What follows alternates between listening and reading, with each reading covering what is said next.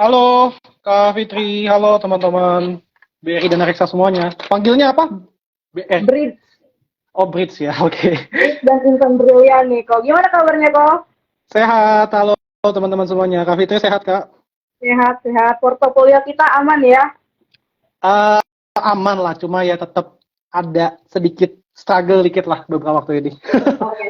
Sedikit struggle karena ISG juga merah, Ya. apalagi market sepi. Pas banget kita mau ngebahas tentang strategi investasi di tengah kondisi market yang lagi Hmm, sepi ya kok. ya. Tapi sebelum kita mulai ke temanya, kayaknya para insan brilian dan juga breeders malam hari ini kita pengenalan dulu nih kok ke para Hmm, followers. Gimana cerita sedikit nih pengalaman Koko dalam membangun komunitas Koko Cuan lagi.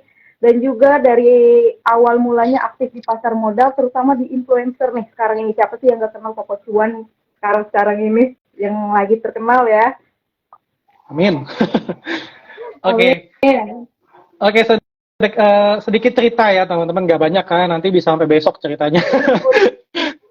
Oke, jadi awalnya sebenarnya nggak ada niatan sih untuk terjun ke dunia influencer dan bahkan dulu pun nggak tahu ya tentang apa sih influencer itu sebenarnya. Jadi awalnya itu mulai bikin konten karena emang suka sharing aja terkait dunia saham gitu. Jadi awalnya memang bikin konten di tahun 2020 pertengahan, terus kemudian waktu itu bersamaan tuh dengan yang namanya COVID-19 gitu kan. Nah, jadi waktu itu kondisinya adalah aku lagi kerja di kantoran juga. Kalau misalkan teman-teman ada yang ngikutin, aku tuh dulu pernah bekerja di salah satu kantor akuntan publik, empat besar, Deloitte, KPMG, EY, PwC. Nah, aku merupakan alumni dari sana. Gitu. Jadi waktu itu kerja sambil bikin konten. Gitu. Jadi kebetulan lah ya, ada sedikit waktu luang karena kan kerjanya di rumah kan. Jadi ketika jam makan malam gitu mungkin bikin konten. Terus udah gitu kemudian lanjut kerja lagi. Setelah itu berjalan selama 1,5 tahun. Ya puji Tuhan ya dititipin sama Tuhan itu sampai 100.000 followers itu di akhir Desember 2021. Jadi kalau lebih itu hampir 1,5 tahun. Itu bikin konten bener-bener tulis sendiri dari awal. Cuma dibantu sama editor aja dan ya puji Tuhan sih udah dititipin Tuhan sih gitu. Jadi awalnya kayak gitu sih cerita awal bikin kontennya. Nah kalau misalkan kenal saham sendiri dari kapan? Kalau kenal saham sendiri itu dari tahun 2016. Jadi waktu itu ketika kuliah. Jadi ketika kuliah ada lomba saham internal di kampus. Kalau misalkan teman-teman tahu ada yang namanya KSPM ya, kelompok studi pasar modal. Kalau nggak salah itu namanya. Um, jadi waktu itu ada lomba internal itu kalau nggak salah season, aku lupa ya, either season pertama atau season kedua. Terus udah gitu iseng ikut. Jadi iseng ikut, Oke. bener-bener nggak tahu ya apa itu saham. Terus udah gitu gimana cara cuan dari saham itu bener-bener nggak tahu. Sampai akhirnya coba ngikut, terus kemudian di sana baru belajar. Ya in the end, beruntungnya juara dua. Terus kemudian dari sana tuh baru mulai coba seriusin. Oh ternyata gini toh caranya kita bisa cari duit pakai duit lagi gitu. Jadi dari situ baru belajar tuh, baru belajar gunanya irit itu buat apa. Karena dulu karena sempat Masa konsumtif depan itu gitu apa kan. ya? Ya betul. Oke. Karena dulu sempat konsumtif gitu kan. Jadi akhirnya di sana baru belajar dan kemudian ya baru fokus sampai sekarang nih. Oh ternyata uh, jadi dampak positif juga ya bagi banyak orang di luar sana gitu dengan ilmu yang ada Betul. saat ini. Betul. Berarti awal mulanya itu dikenal saham itu di 2016 karena FOMO lah ya kok. Betul. Karena FOMO. Oke. Jadi 2 tahun. Sekarang udah masuk 3 tahun bergeraknya Koko Cuan lagi ya kok. Kira-kira Koko Cuan ini ada komunitas juga nggak di Telegram atau di grup-grup lain untuk sharing-sharing informasi tentang saham mungkin bisa Koko rekomendasikan juga nih ke Oke. teman-teman yang lagi nonton. Oke, kalau grup ada ya teman-teman bisa cek di bio aku itu ada grup Telegram itu sifatnya free group. Free group itu ada apa aja? Pertama, kalau misalkan saya lagi sempat saya akan share berita-berita yang terupdate mungkin itu yang pertama ya. Terus kemudian yang kedua, ini mungkin yang teman-teman suka kali ya. Jadi mungkin sekitar seminggu, sekitar 2 sampai 3 kali saya tuh ada kasih watchlist harian. Jadi watchlist hariannya itu sifatnya adalah day trading. Jadi belinya sore, jualnya besok pagi biasanya. Nah, itu biasa cukup banyak tuh yang ikut. Itu biasa aku share random sih ya, tergantung sesempatnya aku aja. Terus kemudian yang gak kalah menarik adalah ini sempat bikin juga yang namanya knowledge ya. Jadi weekly trading knowledge pada saat itu. Jadi isinya adalah ilmu-ilmu seputar trading ataupun investasi yang ditulis sama aku pribadi. Niatnya awalnya mau seminggu sekali, cuma ternyata tidak sanggup. Jadi akhirnya jadi sebulan sekali aja. Jadi Ternyata ada overall sih poin tiga, penting tiga ya. itu ya. Iya tiga itu fiturnya. Jadi dan kalau misalkan teman-teman coba bedah ke atas ya, weekly trading knowledge atau monthly trading knowledge itu teman-teman coba bisa cek sendiri. Itu ilmunya cukup worth it sih. Dan itu memang based on pengalaman pribadi dan itu hampir nggak pernah saya bahas di konten yang ada di Instagram. Jadi itu memang khusus specify. Kalau misalkan teman-teman ngikutin secara rutin, pasti teman-teman akan dapat something dari itu. Itu. Oke. Nih buat teman-teman berarti boleh banget ya dapat tipsnya dari Koko Cuan. Jangan lupa nih kalau Instagramnya Koko Cuan atau lagi join di grup telenya ya kok ya. Boleh banget. Boleh banget. Nah, kayaknya udah rame nih kok kita. Kayaknya udah banyak masuk nih anak-anak milenial nih ya yang bakal bahas tentang tema kita malam hari ini. Kalau generasi kolonial ada nggak? Nggak ada. Ada sih kok kayaknya cuma beberapa ya. Oke. Kayaknya gimana nih kok menghadapi tantangan market sekarang ini, apalagi market lagi sepi beberapa minggu ini ya, market juga lagi sideways, kayak kita mencari peluangnya juga agak susah, tapi dari Koko cara melihatnya gimana kok untuk peluang investasi jangka panjang yang menarik lah untuk anak-anak milenial sekarang gitu, yang lagi FOMO-FOMO-nya sama investasi ya. Kalau misalkan ngelihat market, yes, memang benar banget market saat ini dalam kondisi yang sepi banget ya. Naik turun, kemarin itu sempat naik cukup lumayan ya minggu lalu mau mencoba untuk breakout resistance, hari ini ternyata dibatalkan gitu ya. Jadi market lagi-lagi kepentok sama resistance dan udah gitu kita sudah menjelang di bulan September yang itu bisa menjadi bulan yang menjadi momok kurang bagus ya bagi IHSG kita, di mana berdasarkan data juga, berdasarkan historis, kenaikan IHSG itu selama 11 tahun di bulan September itu hanya 30%. Jadi mostly kita bisa bilang bahwa di bulan September ini intensi market adalah lebih cenderung ngarah ke merah gitu. Kemudian ini sekedar reminder juga bagi teman-teman bahwa di bulan September kita diberlakukan yang namanya ARB simetris, gitu kan? Tentu itu menjadi di awal September kalau nggak salah. Tentu itu juga menjadi katalis yang dua sisi ya, positif dan negatif. Positif adalah jika memang teman-teman bisa memanfaatkan momentum tersebut ya dari panic sell, teman-teman bisa manfaatkan. Tapi hal tersebut bisa juga menjadi sisi yang negatif kalau misalnya teman-teman tidak tahu manage risikonya dengan baik. Oke, terus kemudian sentimen terdekat di market yang ketiga adalah yang saya lihat ya, ini adalah terkait dolar. Ya, jadi kalau misalkan teman-teman lihat, ternyata secara nggak langsung DXY index itu terus menguat beberapa waktu ke belakang. Ya, that's why itu menjadi kontra ya bagi IHSG kita. Artinya apa? Artinya adalah investor-investor ini kebanyakan lagi pegang cash nih dalam bentuk dolar untuk saat ini. That's why mereka cash out dari market saham kita, ya itu membuat koreksi bagi beberapa saham juga di market kita. Betul. Terus kemudian tadi pertanyaannya adalah gimana ngelihatnya, itu adalah 3 poin of view aku. Terus kemudian mungkin lebih ke arah strategi investasinya ya. Ya, strategi investasi jangka panjang seperti apa. Kira-kira masih ada peluang nggak tahun depan? Menurutku tetap masih ada ya. Setiap tahun pasti akan ada sektor yang perform. Di tahun ini sektor apa sih teman-teman yang perform? Mungkin teman-teman bisa coba tulis nih di kolom komen. Kira-kira teman-teman tahu nggak?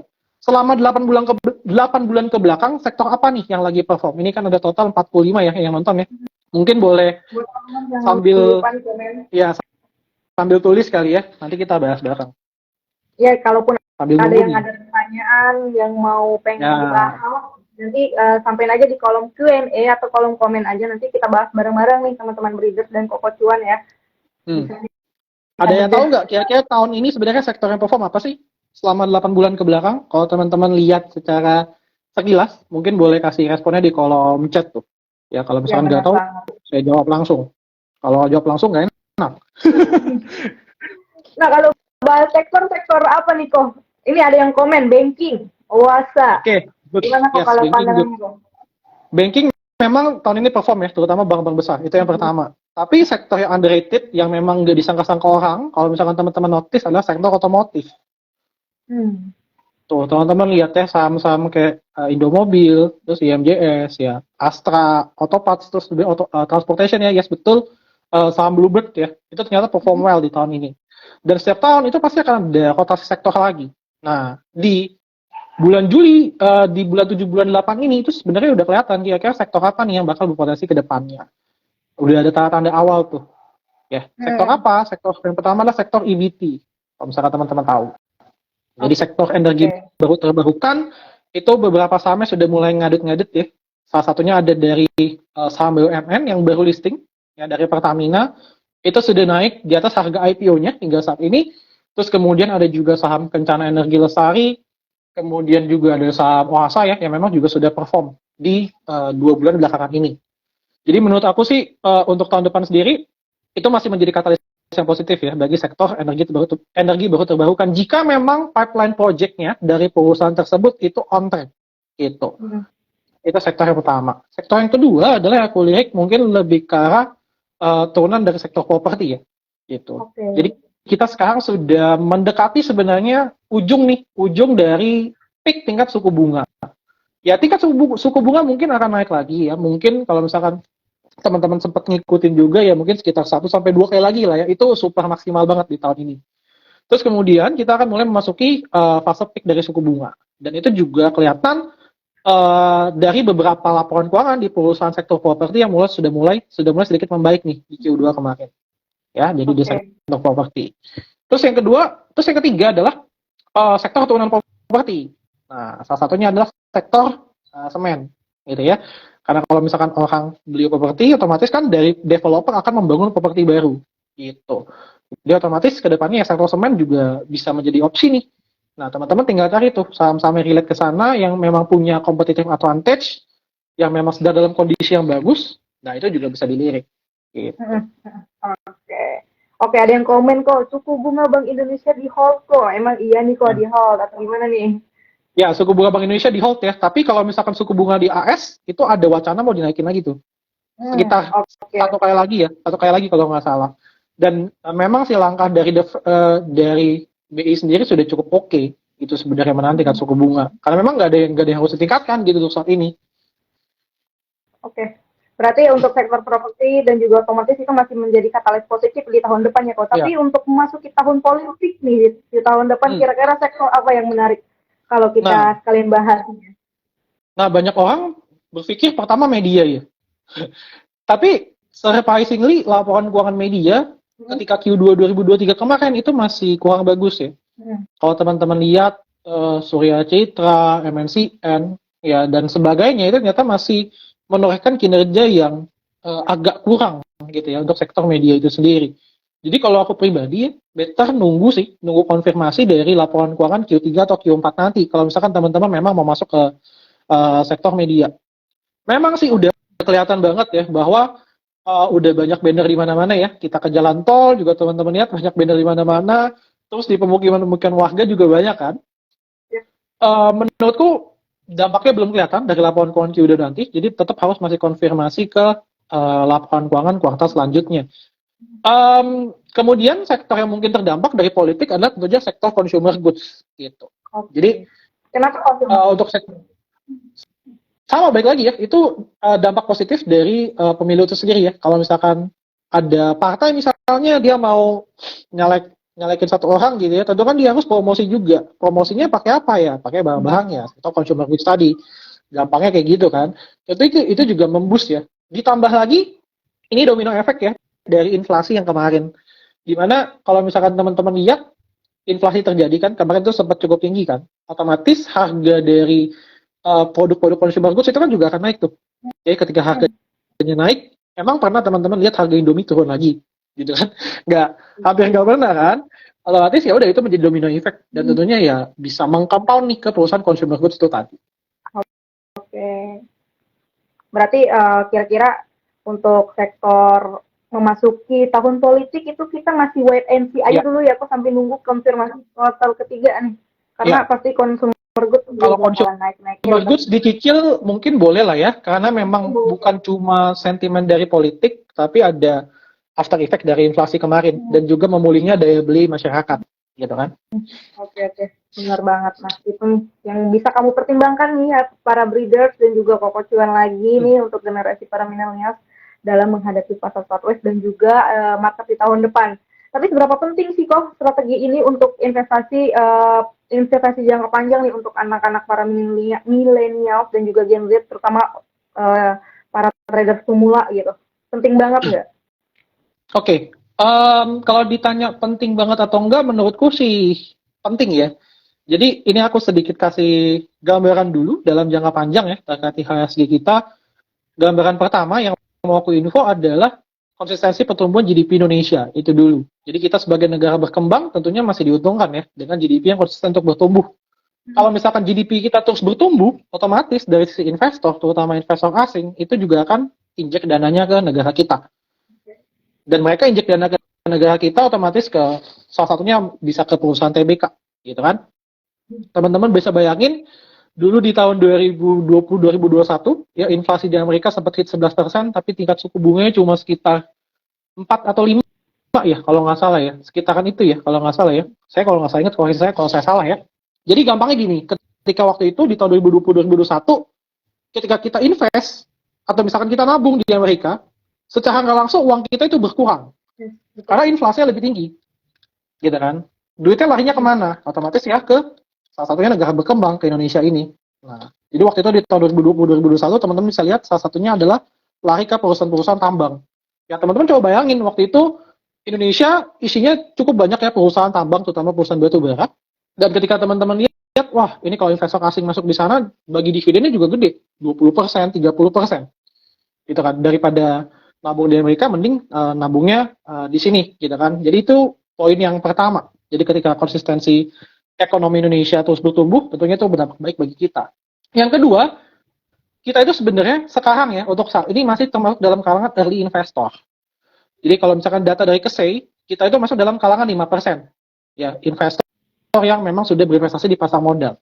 Nah, teman-teman tinggal cek nih jangka panjangnya seperti apa. Yang ketiga adalah ini relate ke poin kedua, di mana IHSG kita secara CAGR ya, itu terus bertumbuh dari tahun ke tahun sekitar 10%-an dalam kurun waktu 17 tahun ke belakang. Ya dari 3 data itu aja, tentu teman-teman udah tahu nih, wah ternyata pasar saham itu menawarkan return yang cukup oke ya, dibandingkan ya beberapa instrumen investasi yang lain dalam jangka panjang ya, bukan dalam jangka pendek. Kalau misalkan dalam jangka pendek itu sudah beda kategori lagi terkait instrumen investasinya. Oke. Nah, jadi kalau misalkan teman-teman memang baru mau coba untuk investasi sekarang gitu ya, maka ya bisa start untuk dicicil untuk dari sekarang. Ya, karena kita beli saham itu bukan ketika harganya udah naik tinggi ya.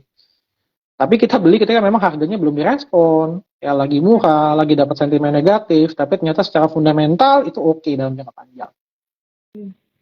Oke, berarti masih bisa dicicil ya untuk teman-teman terkait untuk melihat kapitalisasi ini di ekonomi berdampak baik, dan itu dari saya juga datanya 5% nih teman-teman. Cuman kok sayang juga ada pertanyaan nih terkait apalagi pasar modal Indonesia sekarang itu kan didominasi oleh pelajar nih tentunya kan. Itu gimana nih Koko Cuan melihat pasar modal Indonesia didominasi oleh pelajar-pelajar sekarang, berarti kan didominasi oleh game-game Z nih. Oke, kalau yang aku lihat ya, Gen Z terutama generasi milenial itu kecenderungannya maunya apa sih? Satu kata ya, instan, benar nggak? Oke. Karena semuanya serba instan sekarang gitu kan. Benar. Pesan apa, pesan lewat Gojek, GoFood gitu kan. Otomatis ya kecenderungannya adalah mereka mau untuk cuan secara instan. Cuma yang perlu teman-teman sadari adalah kita tetap harus yang namanya berproses teman-teman. Jadi selalu lihat pasar saham itu dalam jangka panjang, gitu, bukan dalam jangka pendek, gitu. Jadi kalau misalkan teman-teman mau punya mindset kaya dari saham itu bagus, itu yang pertama. Tapi kalau misalkan mindsetnya itu mau cepat kaya dari saham, menurutku itu udah harus direvisi tuh mindset kayak gitu. Ya, kita bisa kaya dari saham, tapi kayaknya ya berprogres pelan-pelan. Ya teman-teman juga harus yang namanya belajar ya. Kalau misalkan nggak mau belajar ya mungkin nggak mau belajar di saham langsung gitu ya, rasa susah, better bisa coba yang namanya reksadana. Karena reksadana juga alternatif investasi ya bagi teman-teman yang memang mau coba untuk investasi di saham. Betul banget. Ya gitu sih overall sih. Pengen investasi yang aman ya di reksadana ya teman-teman, dan juga di BRI dan Reksa Sekuritas nih. Boleh banget. Karena tingkat kesadaran investasi generasi muda juga di Indonesia ternyata cukup tinggi ya kok. Jadi kayaknya pasar modal ke depannya juga cukup makin naik nih. Apalagi terlihat dari jumlah investor tuh kebanyakan di 2023 ini para anak SMA malah. Nah, ya kan? Betul banget. Bahkan pernah ketemu saya waktu itu, dia bahkan sampai bilang nggak mau kuliah ya, maunya trading saham aja. Berarti kan cuannya di trading saham ini cukup menjanjikan gitu lah. Bukan menjanjikan, gimana ya ngomongnya itu. Mungkin Koko Cuan bisa menjelaskan. Yang menjadikan ya atraktif kali ya, lebih oke kali ya kalimatnya ya. Betul banget. Apalagi dari segi umur itu mungkin di sekitaran 30 tahun ke bawah tercatat kayaknya sebanyak 5% itu dari seluruh investor merupakan anak-anak Gen Z. Berarti 30 tahun itu termasuk gen milenial ya kok. Kayak kita gitu. Itu memenuhi kapitalisasi pasar modal nih teman-teman. Jadi kalian yang ingin pasar modal carilah analis yang cocok buat kalian dan jangan juga FOMO karena kalian hanya jangan FOMO dan bisa membuat kalian meminimalisir resiko gitu. Dari hostnya grogi nih, ya sih hostnya grogi. Oke, kita lanjut ya. Nah, tadi kita udah bahas ya kok kira-kira sektornya itu termasuk ada sektor properti juga consumer goods.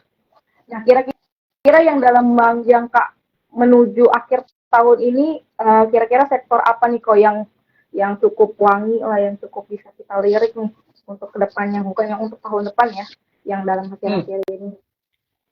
Kalau misalkan ngomongin tahun ini, menurut aku lebih ke arah EBT dulu sih, energi baru terbarukan. Karena memang kelihatan ini bukan buy sentiment ya. Buy sentiment terdekat itu ada carbon trade kalau nggak salah, itu yang terdekat ya ke sektor terkait. Tapi kalau misalnya secara analisa teknikal, bisa teman-teman lihat sendiri ya untuk saham-saham terkait itu memang trennya yang paling strong untuk saat ini. Ya, saham-sahamnya tadi sudah sempat aku mention di depan, menurutku EBT sih masih cukup oke ya hingga akhir tahun ini. Ya mungkin tetap ada lah ya koreksi-koreksi yang terjadi. Tapi Indian selama memang tren besarnya itu mulai uptrend, ya kenapa nggak dicoba gitu. Sedangkan untuk sektor otomotif beberapa udah kempes ya, karena memang laporan keuangan Q2-nya juga sudah menunjukkan adanya penurunan. Jadi secara valuasi itu pasti akan di-adjust lagi tuh untuk sektor otomotif itu sendiri. Oh sama mungkin tambahan ya, batu bara mungkin bisa dilirik juga. Batu bara harus dilirik ya, karena kan sudah mau mendekati akhir tahun tuh. Biasa sentimen-sentimen yang relate ke batu bara biasa di-up lagi.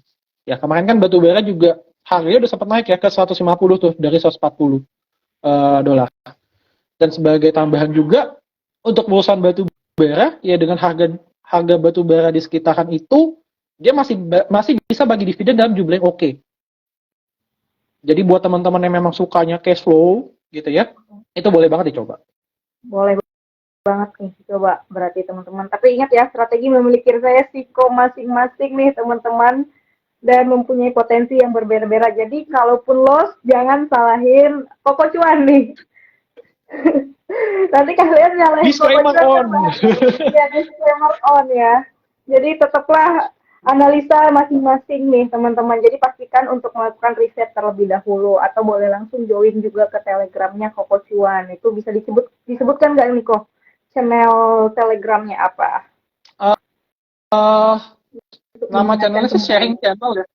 Sharing channel Koko Cuan lagi. Kalau misalkan teman-teman mau cek langsung di bio Instagram aku ada sih. Langsung ya nanti aku inilah. Di story hari ini juga bisa dilirik kok, linknya aku udah put. Dan hari ini aku ada kasih watchlist juga ya buat besok. Semoga cuan sih. Kalau feeling aku sih ada yang jalan di atas 10% besok ya. Waduh, feeling 10% ya. Ini berarti teman-teman yang ikutin dari Koko Cuan tuh jangan lupa nih tag. Kalau cuan tag ya ke IG-nya. Ntar kalau nggak cuan ngomel-ngomel kan bahaya nih kita teman-teman. Masalahnya ketika cuan diam-diam aja, tapi ketika rugi ngomel. Jangan gitu ya teman-teman. Oke. Ada yang ngomel nih trending. Saya curhat. Trading itu bagus, tapi analisanya yang bagus itu lebih penting. Berarti carilah analis yang cocok sama kalian. Biar kalian kalau loss psikologinya nggak keganggu nih, gitu. Sebenarnya di kalimat tadi aku mau nambahin dikit ya. Ini dalam hal pengalaman aku, ya masih dibilang masih kecil lah ya dibanding orang lain di pasar saham. Pengalamanku kan baru sekitar 7 tahun ya. Ibaratnya masih investor unyu-unyu lah. Tapi berdasarkan pengalamanku melalang buana ya di pasar saham, kita kan pasti mau dong ya kita mencari strategi yang terbaik ya. Mau itu strategi investing ataupun strategi trading yang terbaik. Tapi ini sekedar reminder bagi teman-teman semuanya bahwa selama 7 tahun aku berkelana tidak pernah menemukan strategi yang terbaik gitu. Jadi kalau misalkan ditanya holy grail-nya atau strategi terbaik di pasar saham apa sih? Holy Grail-nya adalah risk management. Risk management itu penting banget ya, Kok.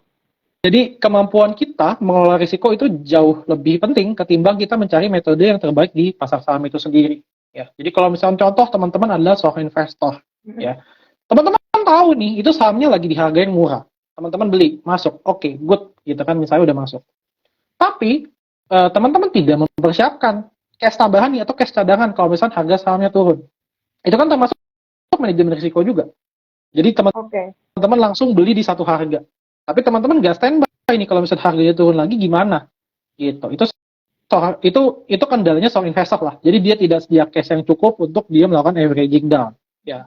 Jadi secara pemilihan saham oke, cuma secara entry yaitu tetap harus dipikirin lebih lanjut. Nah, kalau seorang trader biasanya apa sih?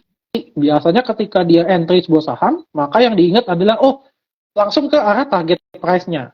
Gitu. Misalkan contoh ada mungkin influencer lain yang bilang saham ini mau ke arah 1.000 atau 2.000, contohnya begitu. Teman-teman langsung ngitung nih, cuannya kalau misalkan gue beli 100 juta ke harga 2.000 nanti berapa gede ya cuannya ya. Nah, langsung dihitung tuh. Tapi teman-teman nggak hitung risikonya berapa persen kalau misalkan dia turun. Nah, kalau misalkan dia naik, oke, good. Tapi pertanyaannya adalah apakah akan terus naik gitu kan? What if kalau misalkan di tengah jalan dia turun? Nah, teman-teman nggak hitung risikonya berapa. Akhirnya malah nyangkut jadinya trade investor gitu kan. Padahal ya saham-saham yang teman trading kan teman-teman nggak tahu itu perusahaan apa, jualannya apa, fundamentalnya gimana, dan apalagi kalau misalkan harganya lagi evaluasi yang mahal ya. Mau berharap sampai kapan itu bisa balik lagi naik ke atas gitu kan. Jadi menurutku sih tetap yang namanya risk management itu the most holy grail di pasar saham itu sendiri hingga saat ini. Kalau menurut aku pribadi. Oke, berarti minimalisir risiko itu penting banget nih ya teman-teman. Apalagi kalian harus menentukan risiko maksimum dan modal awal kalian tuh untuk investasi itu apa gitu kan. Tentukan juga risiko kalian maksimum per harinya itu berapa. Satu posisi juga dalam satu kesempatan kalau kalian investasi jangka panjang, bukan kayak scalping ataupun trader sekalian. Kalau kalian untuk jangka panjang itu kalian harus satu posisi dalam satu kesempatan, itu lebih baik ya untuk menjaga mental kalian nih di dunia investasi gitu. Tentukan juga jumlah transaksi kalian di berapa gitu. Jadi lebih better gitu untuk kalian di pasar modal, apalagi yang untuk pemula, Gen Z yang FOMO gitu kan. Hanya mengambil posisi itu dengan imbal hasil 2 kali lebih tinggi gitu. Jadi berbanding resiko lah ya, kok ya benar. Nah, ini tadi ada yang komen, kasih range harga entry dong kok. Nanti kok Cuan bakal spill. Kalau yang harian itu sih nggak ada harga entry sih. Jadi entry-nya langsung ketika closing, jualannya besok pagi biasanya. Iya. Betul. Jadi langsung di harga akhir ya, harga pre-closing gitu. Jadi nggak pakai range harga lagi. Oke. Ini ada pertanyaan yang bagus juga nih, Ko, dari Cindy Tanza. Itu menurutku Cuan sideways kali ini lebih condong ke distribusi atau akumulasi ini, kira-kira? Kalau menurut aku pribadi, sideways sekarang itu lagi di fase akumulasi. Kenapa bisa bilang kayak gitu? Kita akan lihat real marketnya dulu nih. Jadi ini sedikit kita flashback ke belakang, di mana pada saat COVID-19 di tahun 2020-2021, itu kan pemerintah cetak banyak duit. Itu yang pertama dulu kan. Makanya terjadi inflasi. Nah, ketika pemerintah cetak duit, waktu itu IHSG naik gila-gilaan ya, karena semua duit ke pasar saham. Realitanya, di real marketnya, ya perusahaan itu waktu itu nggak beroperasi sama sekali loh, lockdown kan. Perusahaannya lockdown, otomatis labanya turun, terus kemudian pembagian dividennya turun dan sebagainya. Sekarang itu on the way untuk yang namanya reopening ya. Jadi Indonesia sudah mulai sudah mulai menghapuskan COVID lah ya. Jadi orang-orang boleh kemanapun tanpa masker kan untuk saat ini. Kecuali yang kemarin ya ada ISPA baru gitu ya. Itu saya nggak gitu ngikutin. Tapi kayaknya sih ada paha juga ya sampai ada wacana mau wajib masker lagi. Ya semoga nggak kejadian gitu kan. Dan nggak sampai mengganggu perekonomian real yang terjadi di Indonesia gitu ya. Cuma yang jelas sekarang otomatis perusahaan sudah beroperasi sebagaimana mestinya gitu ya. Nah sekarang tinggal tugas perusahaan aja nih mengadjust valuasi IHSG yang terjadi saat ini gitu. Kalau misalkan memang itu sudah teradjust dan ditambah lagi daya beli masyarakat itu terus meningkat ya. Jadi itu menurut aku sih sudah mengarah ke arah akumulasi, jadi tinggal, apalagi akumulasi ini sideways-nya cukup panjang ya, udah hampir 4 sampai 5 bulan nih kalau nggak salah masuk kita gerakannya sideways. Jadi harusnya ketika dia breakout itu bisa nge-boom banget. Tandanya udah ditandai oleh beberapa saham di perusahaan bank besar ya, big banks yang mencetak all time high beberapa waktu ke belakang. Betul. Otomatis kan kalau banknya aja naik gitu ya, secara perekonomian ini jalan dong. Ya ini yang ngomongin yang perusahaan-perusahaan menengah ke atas ya. Tinggal nunggu yang menengah ke bawahnya aja nih untuk ngejas ya, sektor UMKM sama ultramikronya untuk dia jalan. Nanti ketika itu sudah berjalan beriringan, ya diiring sama GDP naik juga, udah tinggal nunggu breakoutnya aja sih. Oke, berarti tetap ya kok di tengah pasar lagi sideways tetap ada yang namanya melihat fundamental juga nih dari perusahaan, teman-teman. Benar. Itu penting banget ya, apalagi sekarang ini kita udah menuju polusi udara yang semakin cemar, jadi kayaknya bakal terkait juga dengan hal itu. Cuman kok membahas sideways mungkin untuk investor pemula atau teman-teman yang mau join nggak tahu nih apa sih yang dimaksud sideways. Gimana cara mengidentifikasinya? Mungkin bisa dijelaskan sedikit tentang market sideways ini. Oke. Sideways itu adalah suatu kondisi di mana market kita bergerak tanpa tren. Ya, jadi tanpa tren naik dan juga tanpa tren turun. Jadi ibaratnya gerakannya ini range di sini-sini aja nih. Ya, jadi kita buat range misalkan dalam bentuk ya data, yaudah bisa naik turun aja. Kurang lebih kayak gitu sih. Jadi strateginya ya harus pinter pilih-pilih sahamnya. Jadi nggak bisa tuh kayak kondisi di 2020, 2021 di mana kita beli saham apapun naik kan, nggak bisa. Jadi sekarang itu kalau aku bilang sih ke orang-orang yang memang baru terjun di saham ya, itu adalah waktunya kita untuk belajar. Ya. Belajar apa? Satu, belajar untuk mengontrol emosi kita. Ya, jadi tidak perlu terlalu overtrade karena kan market juga lagi tidak mendukung untuk saat ini. Aku juga dan komunitas internalku juga tidak terlalu overtrade ya untuk saat ini ya. Dalam sebulan itu swing yang kita lakukan itu cuma sekitar 5 saham aja. Gitu. Jadi sisanya masih lebih ke arah hold. Ya udah hold aja karena udah lagi ada yang floating profit, ada juga memang yang beberapa kena batas. Cuma kan karena kita manage risknya dengan baik ya, untung-untung ujung-ujungnya harusnya memang growth juga kan. Terus kemudian yang kedua adalah kita belajar dari pemilihan sahamnya. Gitu. Karena kan baik lagi ya, kita juga harus memilih saham yang memang perform nih. Nah, nyari saham yang perform di kala market sideways itu nggak gampang. Jujur ini sangat-sangat tidak mudah. Karena inflow dari satu sektor itu nggak bisa di make sure bahwa inflow-nya terus-terusan di sektor itu. Bisa jadi nih dari sisi big fund-nya, dia cuma day trading doang. Itu bisa jadi loh. Dia cuma masuk sehari, besoknya jualan. Contohnya apa? Contohnya teman-teman bisa cek beberapa waktu lalu di saham sektor konstruksi. Di mana waktu itu beberapa investor foreign ya itu sempat masuk ke saham sektor konstruksi terus kemudian ternyata cuma mereka di trading aja, beberapa lama langsung jualan itu. Berarti market sideways ini kita harus berhati-hati ya kok untuk investasi, apalagi untuk investor pemula yang baru mau join. Jadi kalian harus benar-benar belajar dulu nih di tengah kondisi yang sekarang ini lagi sideways. Itu tips dari Koko Cuan, dan jangan benar-benar FOMO atau benar-benar nafsu nih terkait market. Nanti ya itu resiko yang kalian tanggung harus masing-masing, karena kondisi pasar sekarang lagi data-datanya cenderung malah penuh dengan keraguan nih untuk masuk malah. Karena itu biasanya disebabkan oleh faktor bullish dan bearish yang sama-sama kuat ya kok ya untuk market sideways sekarang ini. Jadi ada misalkan nih contoh daya belinya lagi kuat-kuatnya, tapi orang bilang market, oh ternyata nih valuasinya udah cukup mahal nih, akhirnya pada jualan. Ini kan baru-baru kejadian ya, kemarin aja IHSG kita bentukan candle-nya kalau nggak salah shooting star tuh, dimana candle atasnya panjang ya tiangnya ya.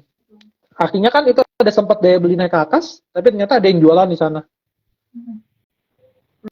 Nah itu harus pinter-pinter memilah dan memilih nih teman-teman dalam melihat market saat ini gitu. Oke, kayaknya kita terakhir nih kayak bagaimana nih kok membangun portofolio yang bagus, tipis nih kasih tipsnya untuk Gen Z, terutama untuk aku, untuk teman-teman yang lain, untuk para breeders di rumah semua yang lagi nonton nih, kayaknya penting banget tips-tipsnya dalam membangun portofolio yang lagi bagus di tengah kondisi market sekarang ini. Oke, tips membangun portofolio ya. Yang pertama-tama adalah teman-teman harus tentuin dulu jati diri teman-teman mau jadi apa. Ya, apakah mau jadi seorang trader atau mau jadi seorang investor. Itu yang pertama ya. Terus kemudian yang kedua, setelah teman-teman tentukan, otomatis dari sisi cara mainnya beda ya, seorang investor dan juga seorang trader. Nah, aku bahas dulu mungkin dari sisi seorang investor ya. Nah, kalau aku pribadi, ya aku punya mindset bahwa kalau misalkan modal kita masih kecil, ya definisi kecil apa? Definisi kecil apa ya? Kalau aku sih definisikan under 100 ya. Under 100 juta modalnya, ya jangan terlalu banyak pemilihan sahamnya. Contoh misalkan modal 100 juta tapi punya 30 saham. Ya, kalau misalkan ada yang naik 30%, ya porto bertumbuh sih, tapi bertumbuhnya berapa banyak dari total keseluruhan gitu. Jadi kalau misalkan masih under 100, ya saranku sih maksimal 7 aja. Maksimal. Nanti kalau misalkan sudah berkembang lagi mungkin jadi misalkan 100 sampai 1 M, maka boleh itu ditambah jadi 10. Gitu. Jadi boleh diversifikasi tapi jangan over diversified gitu. Itu yang pertama ya. Terus kemudian masih di bagian investasi ya. Ini terkait komposisi portofolio di dalamnya. Itu kan tadi sudah bilang 7 sampai 10 saham kurang lebih kan. Maka teman-teman bisa juga pecah by sektoralnya gitu. Misalkan contoh dari 7 saham itu kan nggak mungkin dong teman-teman masukin semua di saham sektor batubara.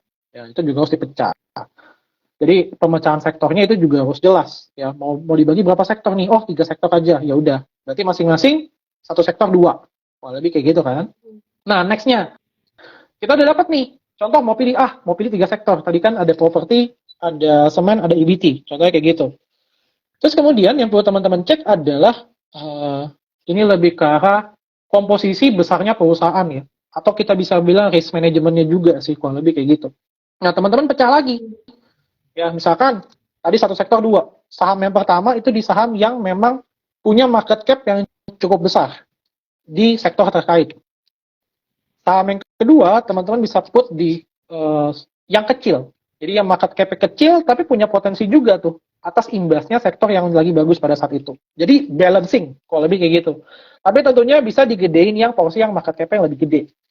Terus kemudian market cap kecil itu ya porsinya lebih kecil, tapi potensi returnnya bisa lebih gede.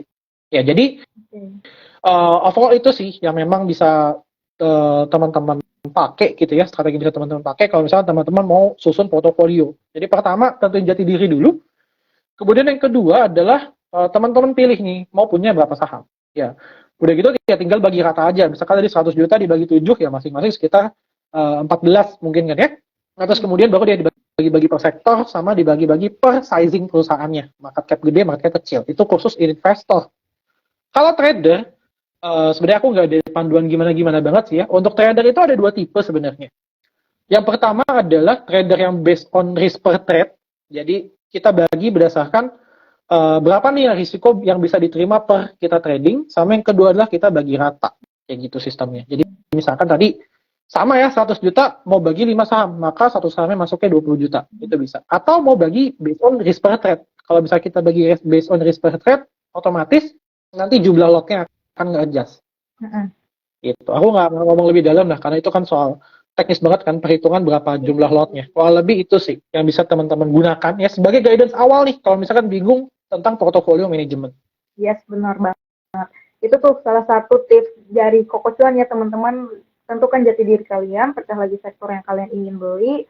Karena membangun portofolio saham yang bagus itu melibatkan beberapa langkah penting nih dan pertimbangan yang perlu kalian pertimbangkan lagi gitu. Yes. Kayak misalnya tentukan tujuan keuangan kalian, riset pendidikan, atau pilih saham dengan bijak, tentunya pasti investasi yang reguler gitu, rencananya keluar exit plus strategi itu pasti kalau kalian portofolionya masih mau aman ya.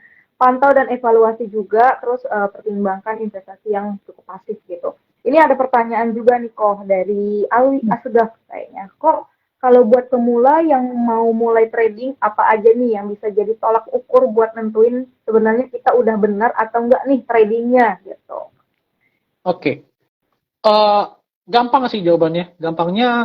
Jawabannya adalah membuat yang namanya journal trading. Jadi kita melakukan pencatatan atas transaksi yang sudah pernah kita lakukan sebelumnya. Contoh, misalkan kita beli saham ABCD.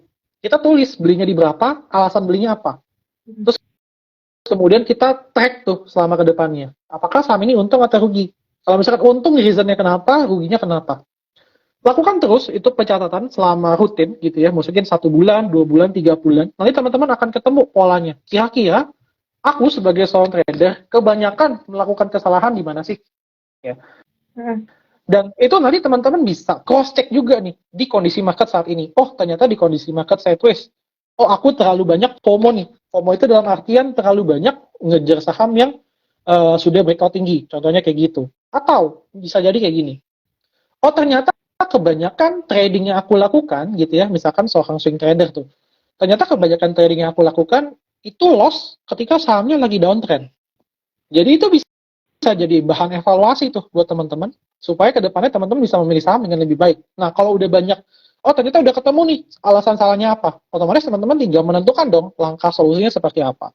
Kalau misalkan contoh tadi lebih banyak cut loss di saham yang downtrend, ya udah teman-teman tinggal ganti aja pemilihan sahamnya, teman-teman ganti di saham yang uptrend, gampang kan? Terus yang tadi yang pertama, misalnya terlalu banyak cut loss ketika FOMO, jadi ketika ngejar saham yang breakout, ya udah teman-teman tinggal ganti tuh patternnya. Ya teman-teman tinggal cari aja saham yang memang lagi uptrend, mungkin lagi koreksi dan kemudian ke area support, teman-teman bisa coba buyback di sana. Ya cari yang RBS, resistance become support, itu bisa menjadi opsi juga bagi teman-teman untuk masuk.